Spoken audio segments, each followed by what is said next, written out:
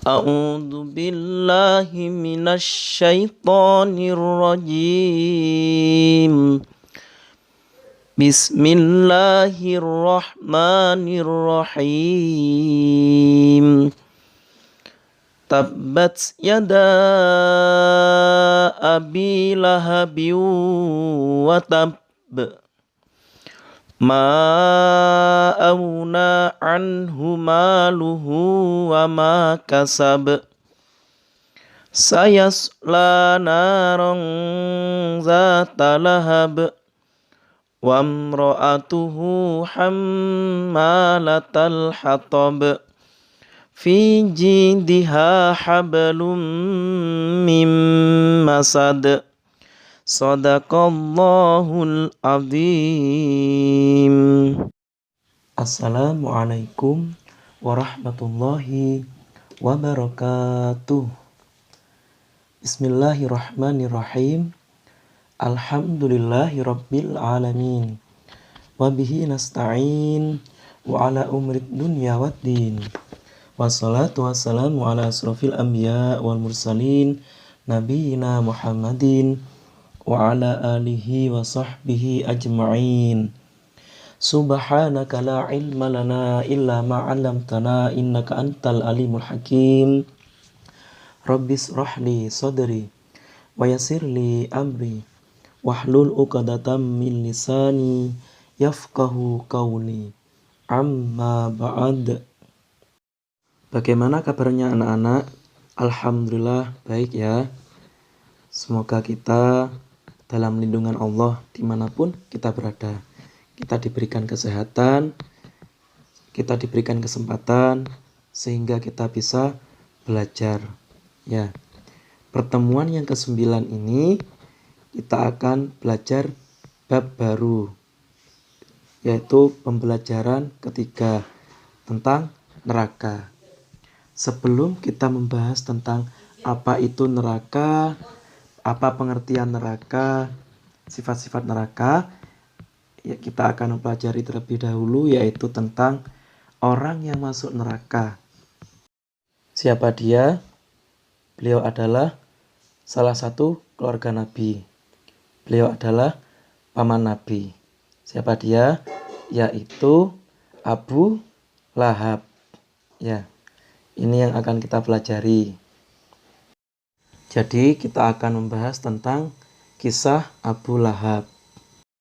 Kisah yang akan kita pelajari kali ini sangat menarik sekali dengan judul Masuk Neraka Sebelum Mati. Ya. Jadi siapa Abu Lahab?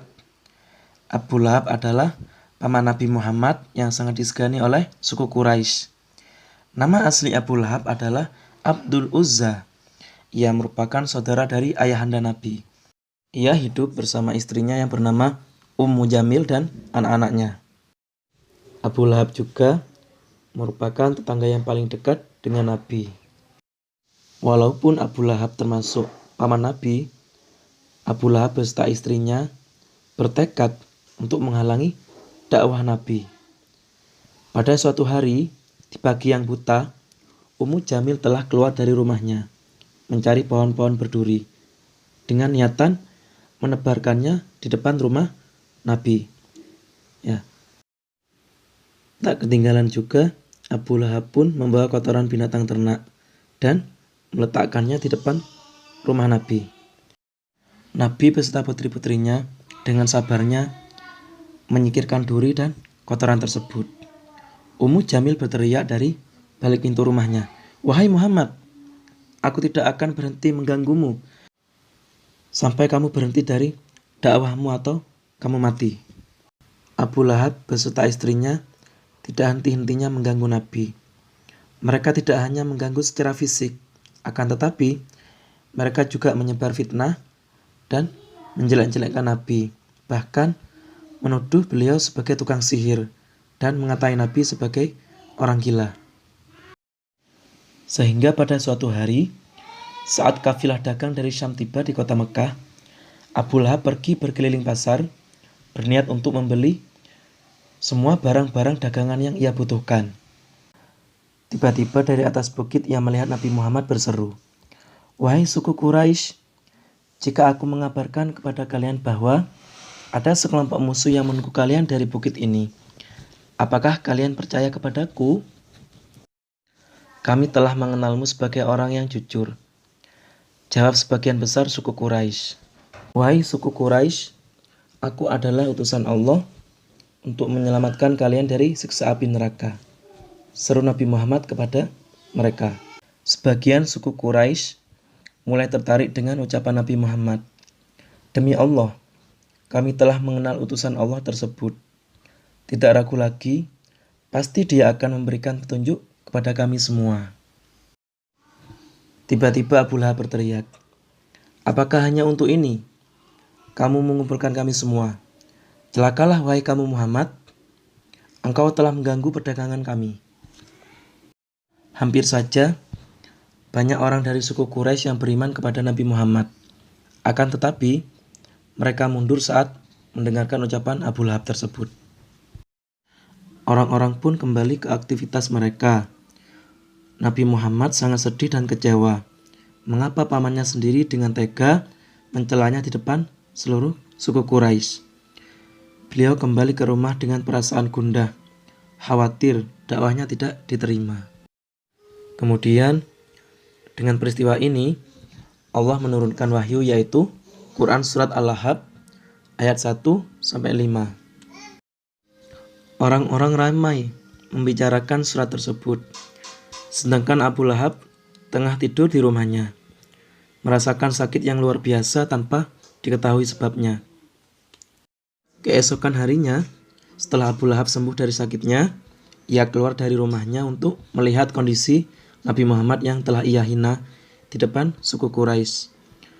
Terdengar suara anak-anak melantunkan surat Al-Lahab. "Celakalah engkau wahai Muhammad, engkau telah menghinaku." Abu Lahab keluar dari rumahnya dengan berteriak-teriak seperti orang gila, didampingi dengan Ummu Jamil membawa batu besar untuk membunuh Nabi Muhammad. Tiba-tiba Abu Lahab jatuh tersungkur. Ia merasakan bahwa seolah-olah api neraka mulai membakar tubuhnya. Demikian pula dengan istrinya. Lehernya terasa terbakar, seperti terlilit oleh tali yang terbuat dari api. Ya, makanya judulnya itu Masuk Neraka Sebelum Mati.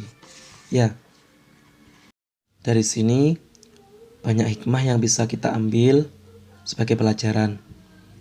Ya, Abu Lahab itu paman Nabi, tapi tidak beriman kepada Nabi Muhammad, malah mengganggu dan akan menghancurkan dakwah Nabi Muhammad. Ya, sehingga Allah menurunkan surat Al-Lahab sebagai peringatan ya. Itu.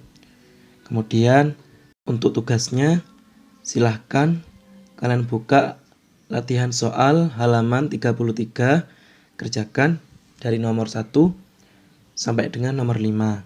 Ya, dikumpulkan kepada guru pendamping kelasnya masing-masing. Itu dari saya. Kurang lebihnya saya mohon maaf. Wassalamualaikum warahmatullahi wabarakatuh.